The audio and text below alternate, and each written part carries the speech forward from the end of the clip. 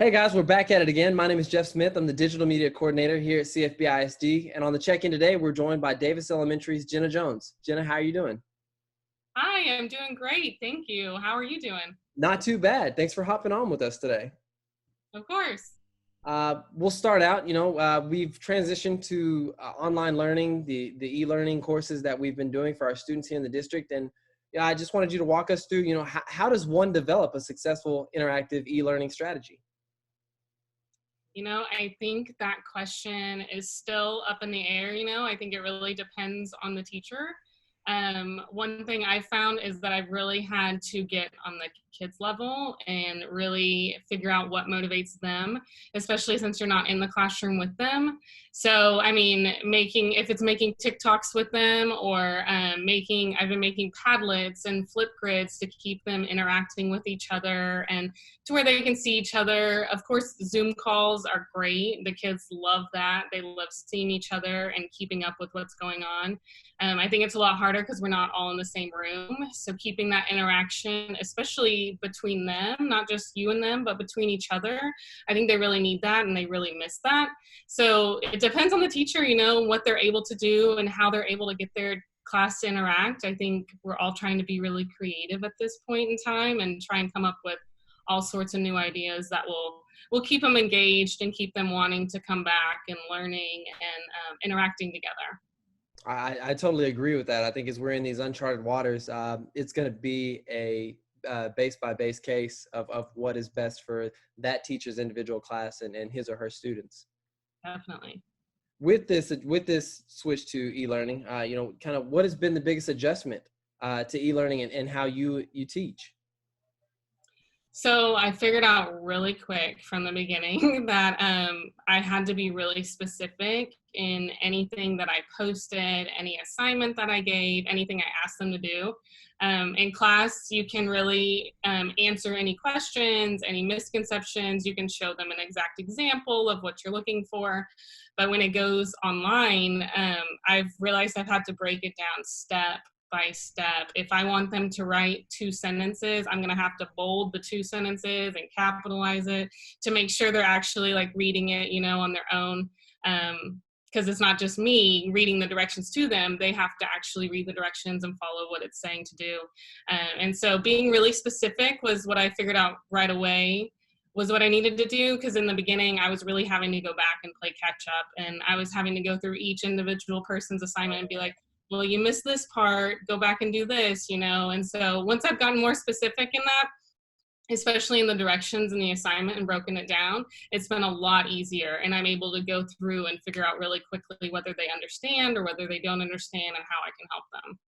And I can imagine that's something that's been big, as you mentioned, is just being very specific, because not only are these kids having to figure this out kind of on their own, but I'm sure a lot of them have their parents right over their shoulders trying to work along with them. So the extra emphasis on being specific has probably been super helpful. Yeah, definitely. I know the parents are like trying to figure out, even like we're using Google Classroom in the upper grades, and just parents trying to figure out what Google Classroom is and what it looks like and everything. And so that's part of our job as well, is we have to break all this down, for them and make sure they understand what they're doing. And a lot of our kids, unfortunately, are doing things themselves, on their own. Their parents are working and, trying to provide for them. So the kids really need the broken down specific directions. And I realized you can't assign too much. You can't expect too much, They're doing the best they can, and every kid, every parent is trying to do the best that they can during this time. Absolutely. Speaking of being specific, within the e-learning courses, what's the breakdown of how much multimedia versus kind of the hands-on live teaching should an e-learning course contain? So I think that really depends on the teacher and the class, especially the grade in general. When you get down way into the younger kids down there, they need a lot more hands-on attention from the teacher.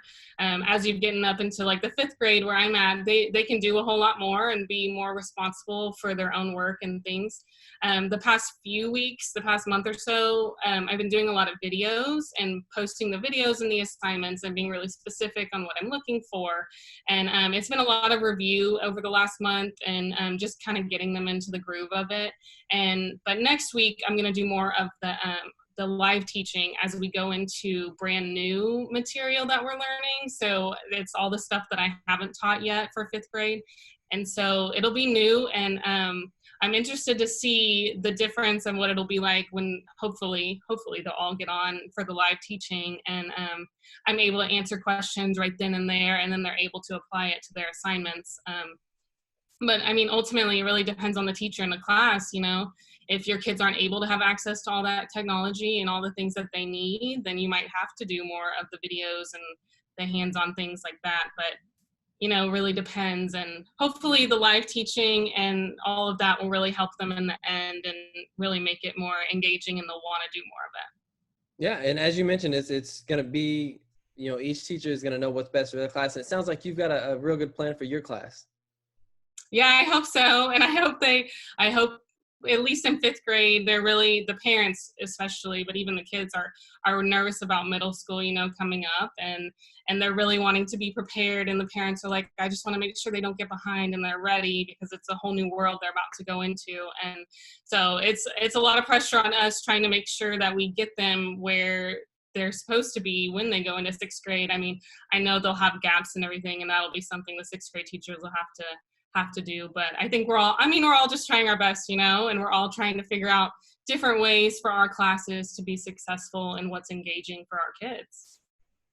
Well, we've made it to the final question, and this is one that this is the 3rd time I've asked this. I've loved this question ever since I introduced it with Vivian Field Middle School Principal Chad Hunter. It's, you know, what has been the best moment that you've had with one of your students or a staff member during this closure? I think I was most excited to answer this question. I was thinking about it when you had asked me, and it's interesting this time that we're in, because even though we don't get to see the kids every day, you actually have to be really intentional about like checking in on them and making sure they're engaged and involved, and especially those kids who are not interacting and whatnot, and seeing like, is everything okay at home? And so it's been really individual over the last month or so, which has been nice. It's definitely a lot more work rather than in class when you have a time constraint with the kids. But one of my favorite moments it happened this week. On Monday or Tuesday, we had a Zoom call, and there were about 10 of us in there. And I had, of course, like as a teacher, prepared, and I had like a game we were gonna play, and I was like really excited about it. And so I introduced the game to them and was like asking them about if they wanted to play. And one of the girls was like, well, actually, there's this other game that everyone's been playing. And I was like, oh, really? Like, what's the game? And she was like, well, you just give us a list of items and we go get it. And I was like, okay, so like just things around your house? And she was like, yeah. So in the chat, I came up with like 10 of the most random things, like toothbrush, hairbrush, a cup, like nothing exciting. And I posted them all in the chat, and I was like, okay, ready, go. And it was the most hilarious thing watching them take off. And you could see them running around in their house, and you could hear them. And like their parents were like, what are you doing? Like, you know, like it was just so fun. They thought it was hilarious, and they thought it was so fun to just show off their toothbrush and their cup to everyone on the Zoom call. Who would have thought? The other teacher in the Zoom call with me, I messaged her. I was like, who would have thought that this is the game that they wanted to play? Like, it makes my life a whole lot easier. I'm like, okay, well, I can just name off 10 items real quick, and you can go find it if that's what you really want to do. And so it was really fun. And I later went on TikTok, and I saw that it is a trend going around on TikTok. And so that must have been where they got it from, and they wanted to do that. And I feel like, you know, as we're doing all these different things during this closure, you know, switching to e-learning, the remote courses online, all this different stuff, these are the moments that these kids are going to remember when we get out of this. They're going to remember the fun interactions they had with their teachers and their classmates. And so I love asking that question. I'm going to continue to ask that question, because these are the moments. This is why we do it. This is why we teach. This is why we work in school districts. And so I thank you for that answer. That was awesome. I'm so glad to hear that you were able to have that with your class. Yeah, it was super fun. And the kids, you're right. They love it, and they want that interaction, and they crave that interaction, and not even just with us as a teacher, but with each other. And I think that's something as a teacher that we have to work hard to facilitate, since we're not in the classroom together. I agree. I think it's the more that they can talk and interact during these times when they're not physically together, it's going to be better off in the long term. Well, thank you for hopping on the CFB check-in with us today. We appreciate you taking time to come chat with us, and we hope to see you again in the future. Yeah, thank you so much for having me. I appreciate it.